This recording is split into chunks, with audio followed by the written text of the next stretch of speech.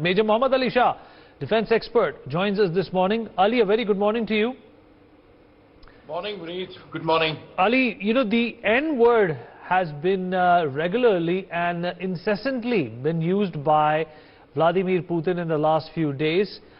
We have seen the kind of havoc and damage and destruction that the war has caused in less than a month. Where do you see this headed from today onwards? Let's not forget that Joe Biden is also in Europe today, Ali. Is that going to stoke more fire into this furnace? Vineet, it could stoke more fire in this furnace, yes. And at the same time, you know, the powers from the West, instead of, they do not need bullets, they do not need missiles. Like UK has just said they will give 6,000 more missiles to fight the war, to help them out. But I don't see that as a help. What they should be rather doing is doing their best, leaving no stone unturned to get them to talks for peace, not war. They do not need bullets, they do not need arms at this moment. And to fight the war, to talk peace should be the aim. When everyone focuses their energy, and India did the right thing, as you rightly brought out. India abstained from voting at the UN. China and Russia, they did vote in the table, yes. And out of 13 countries, India abstained. I think it's a very prudent, very wise, very clever, very intelligent decision by India. So where do I see it coming? In fact, if you see in November, Jakarta, for the G20 summit, they have invited Russia, President Vladimir Putin, and the ambassador, the Russian ambassador to Jakarta, to Indonesia, has said that probably President Putin he intends to attend it. And the Australian Prime Minister, Mr. Scott Morrison, has said that, you know, it would be going too far, getting President Vladimir Putin to attend the G20 summit. So, and this war, there is no question or there is no sign of it stopping. It's been a month, and people were expecting it to reach within 4 days, 5 days. Russia also had miscalculated. They also had underestimated the fighting capability of Ukraine. They underestimated Ukraine, and Ukraine has put up a tough fight. There's no doubt about that. But the golden question is, humanity should prevail. There have been appeals of humanitarian corridor. They have been. India has been playing its part. India, where on the one hand it didn't vote at all. On the other hand, India also did send a lot of aid for Ukrainians, food, medicines, whatnot, whatever they could send. All the aircrafts during Operation Ganga, which went to Ukraine, they did not go empty-handed. They were all stuffed with aid for the Ukrainians over there. So that way, yes, India is playing a very, very neutral role, and that is the only reason, because India has played it very, very intelligently. That is the only reason where 2 days back, Joe Biden calls India as if he snubs India, and yesterday there was in a way, a cover-up by US for India. And that is the only reason why India is an important member of the Quad. At the same time, India is also buying cheap oil from Russia. And no other country can do that. That is the only reason why Indian flag was the most honored flag in Ukraine when the war was going on. Even Pakistani nationals were flying the Indian flag to ensure a safe passage. Bangladesh, Sheikh Hasina has thanked us, has thanked Prime Minister Narendra Modi. Here, I would say a great leadership has come into play, and America has realized by now that, you know, it is about time that they have a person over there who they cannot bully.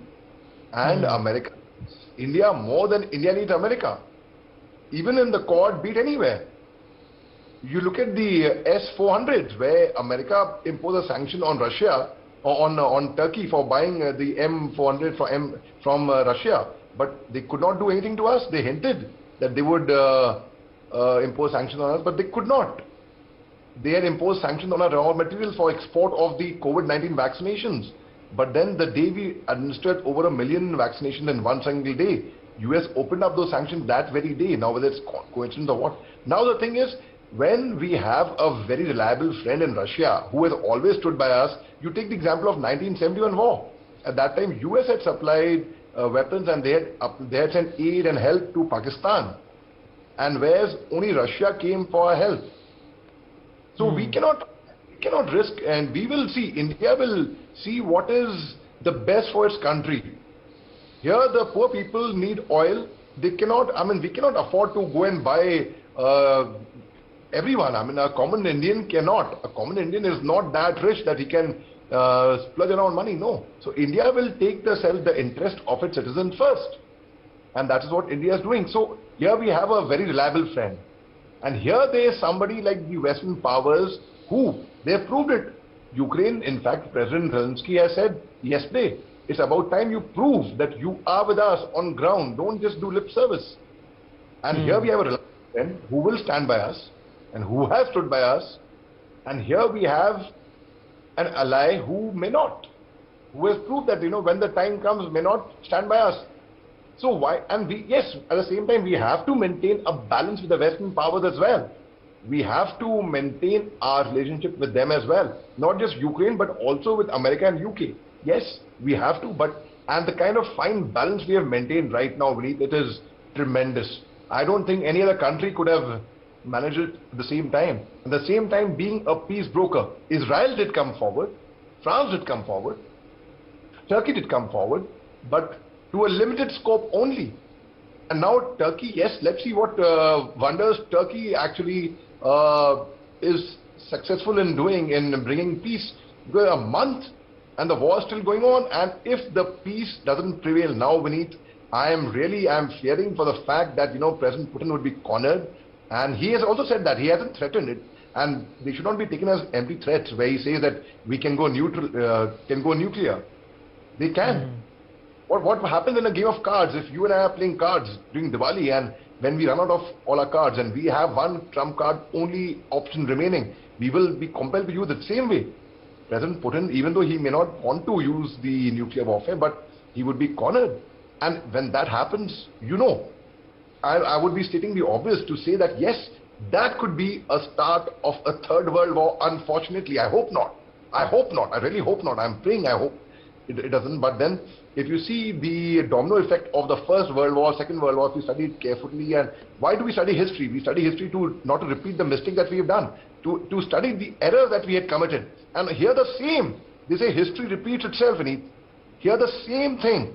So now if the Western powers do not actually bring the two countries to table to talk, instead of supplying weapons and arms and ammunition and encouraging them, President Zelensky has been receiving standing ovation after standing ovation on virtual conferences which he's addressing to the West. Like, for example, the US Congress which he addressed, the Parliament. Is that enough? Will those standing ovations bring peace? Will those standing ovations save the little children in Ukraine, the young mothers? Exactly. Good point. But Ali, the big question also is that is the complete occupation of Ukraine by Russia going to stop, this animosity, this escalation of war? Vineet, unfortunately, this is going to get worse if peace doesn't prevail and if the Western powers and the entire world. Now, President Zelensky is asking the entire international community, the entire world powers to protest against Russia. I think there's already a silent protest going on. It is like stating the obvious. No one is actually supporting Russia now because Russia is the aggressor, right? Irrespective of the history, irrespective of, we do not go back to 991, we do not go back to the NATO or the closure of Warsaw Pact. We do not go back to anything. We do not go back to how he was provoked. No. You and I are having an argument. And if you are provoked or I am provoked by one's argument and one of us have a weapon, we shoot each other. No. That's no reason, right? So similarly, I don't think anyone is actually supporting Russia apart from, yes, powers like China, which has now come out openly. Earlier they had abstained from voting. Unlike powers like North Korea, which of course, because of its anti-US emotions, unlike, there are few powers, like there are few countries who would be standing with Russia, but even Turkey for that matter is not standing with Russia, who was a very dear friend of Russia in fact. So President Erdogan, Tayyip Erdogan, when he expressed to President Putin that he would not be supporting Russia expressed their disappointment. But yes, I think Turkey right now also has maintained a balance. Israel, for that matter, when they came out, Israel has been a very, very dear friend of Russia's, like the way we are friends with Bhutanese people or from Nepalese or from Nepal. We do not need a passport or visa. It's like no formality. I come to your house without knocking, without ringing the bell. I just enter and I open the fridge and I have what I want. That's the kind of relationship we have. So that's the kind of relationship they have. So yes, see, right now at this point, protest will not work. Let me, through your channel, if President Zelensky or anybody in Ukraine is hearing, protest would not help.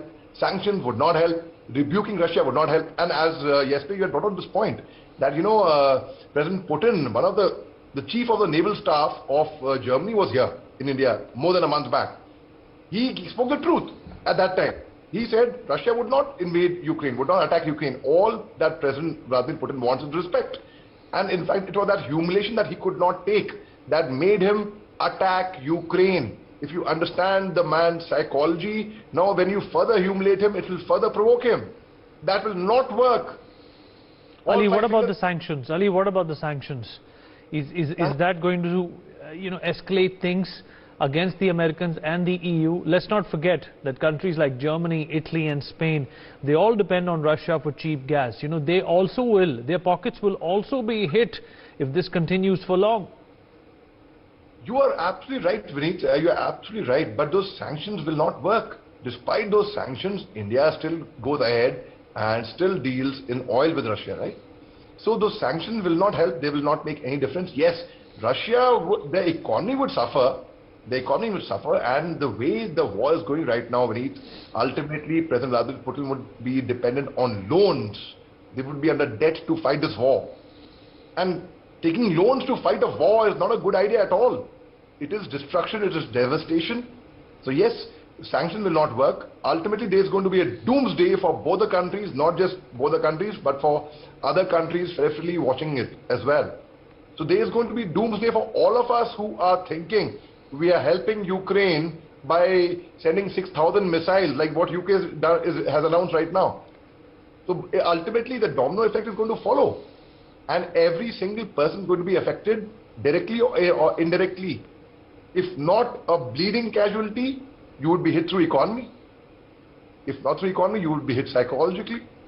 So everyone is going to be affected. So right now, by all means, it's been a month. There is no point in proving a point or standing by anyone's ego.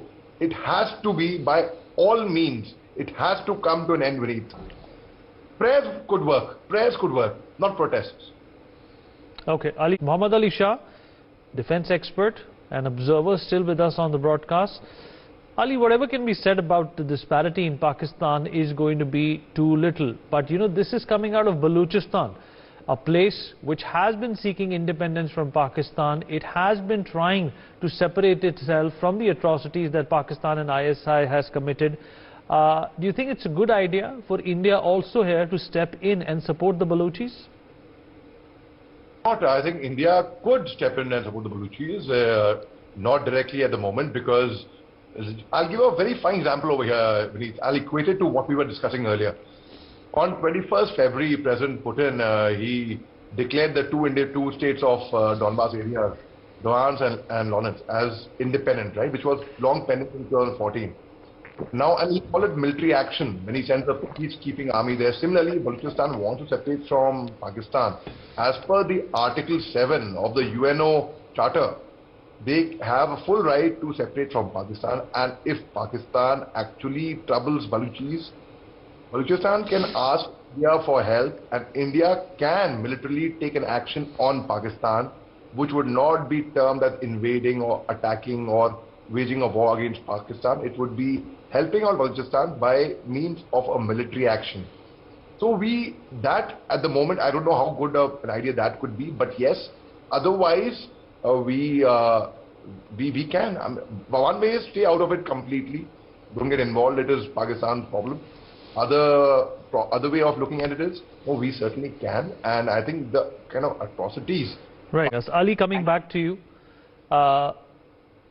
this is important to understand that the Prime Minister of India has also spoken about how Balochistan is in need of assistance and how the people of Balochistan can get out of the tyrannical atmosphere that Pakistan has created. Do you think when the women speak up in Pakistan, it's a good opportunity for the world to note, Ali? Absolutely, Vineet. I think women power is something which one must not underestimate. Women power is when God created Adam and Eve, right? Let's take it this way. Who came first? The man, obviously, Adam came first, but then God felt he can do something better. And then he brought in Eve. Similarly, when women speak in Pakistan, it can really matter, and the whole international community, the entire world community can see what's happening over there. and could make a huge difference over there.